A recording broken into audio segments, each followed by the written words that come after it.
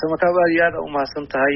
waxaad og tahay in Soomaaliya muddo dheer ay liiska hore uga jirtay wadamada aan dhibaatooyinka iyo tacadiyada u geysta wariyaasha aan lasoo qaban oo la dabagelin. marka culeysyo badan oo caalami ah iyo ururada Soomaaliya ka jira iyo saxaafadda oo dhan ayaa maaragtay muddo dheer cadaadis waday oo riixayay dawladdu in ay sameyso wax ka duwan wixii jiri jiray si xaaladda wax looga bedelo. marka waxaa jiray shirar badan iyo baaqiyo badan oo arrintan la xiriira.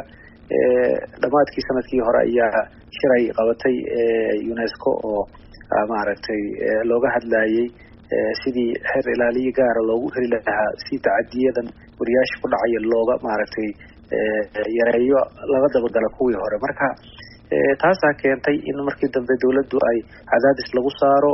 annaguna dabagal iyo maaragtay waxaan had iyo jeer ku haynay sidii arrintaasi looga dhabayn lahaa. haddii aad tihiin ururada u dooda ee saxafiyiinta, maxay idinkaga dhigan tahay tallaabadan ay dawladda Soomaaliya ku magacowday xeer ilaaliyaha dabageli doona dambiyada laga galo wariyaasha? runtii waxaan u aragnaa tallaabo aad u wanaagsan, waana soo dhaweyneynaa. waxaan rajaynaynaa in magacaabistan keliya aanay noqon afka baarkiisa oo mid lagu dhawaaqay keliya aanay noqon, ay noqoto mid si dhab ah uga bedesha xaaladda adaga wariyaasha ay ku shaqeeyaan.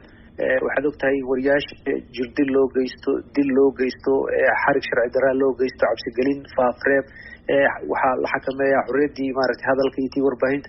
waxaasoo dhan ayaa soo socday muddo aada u dheer. wariyaal badan ayaa maaragtay dhibaatooyin iyo dilo loo geystay oo weli wax dabagalay ama wax ciddii ka dambeysay soo ogaaday, ama iyagoo xataa hadday joogaan maaragtay in xataa ay tilmaamaan ay waqtiga wax laga qabtaba xataa ma jirto. marka taasaa waxay keenaysaa in aan maaragtay wax weyn ay nooga dhignaato, laakiin waa marka laga dhabeeyo oo aanay noqon wax keliya iska siyaasada ama maaragtay meeshaas ku eg maalintaa uun maaragtay ku dhamaada. laakiin haddii arrintaasi ay dhabowdo, runtii waxay noqonaysaa mid wax weyn ka bedesha xaaladda saxafiyiinta Soomaaliya. sababtoo ah Soomaaliya 5 sano lasoo dhaafay waxay liiska hore uga jirtay wadamada aan dadkaas maaragtay tacadiyada geysta aan wariyaasha u geysta aan lasoo qaban. marka haddii sanadaha soo socdaan fiirin doonaa haddii arrintaasi ay wax iska bedesho, hadday hoos u dhac u dhacdo, waxaan maaragtay sii riixi doonaa oo aan wadi doonaa dadaalka iyo maaragtay uqariimida aan ugu jirna arrintaas. waana runtii arrin aada muhiim u ah, laakiin waxay ku xiran tahay hadba natiijada ka timaada. marka in laga dhabeeyo marka hawshaasi rajo intee leeg ayaad ka qabtaan?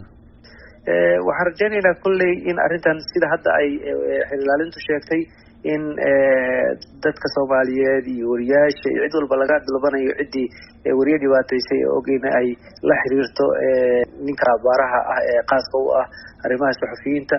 marka waxaan rabnaa keliya in wixii wariyaasha loo geystay oo hore oo keliya maahe xitaa waxa ay dawladdu lafteeda ay had iyo jeer maaragtay kula kacdo ay ku dhibaatayso wariyaasha in uu qayb ka noqdo.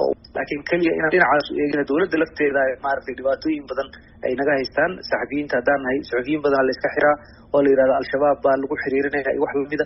marka dambena waxaa la yidhahdaa dembi male. marka waxaasoo kale inaanayna qabsan oo qofkii sidaasoo kale qabsatana in ay dhacdo in uu maaragtay magdhow helo. waxaan rabnaa in maaragtay ninka la magacaabayo uu dabagal ku sameeyo dilalka hore dhacay, dilalka imanaya, tacadiyada socda iyo maaragtay wax alla wixii xaaladan wax lagaga bedelayo.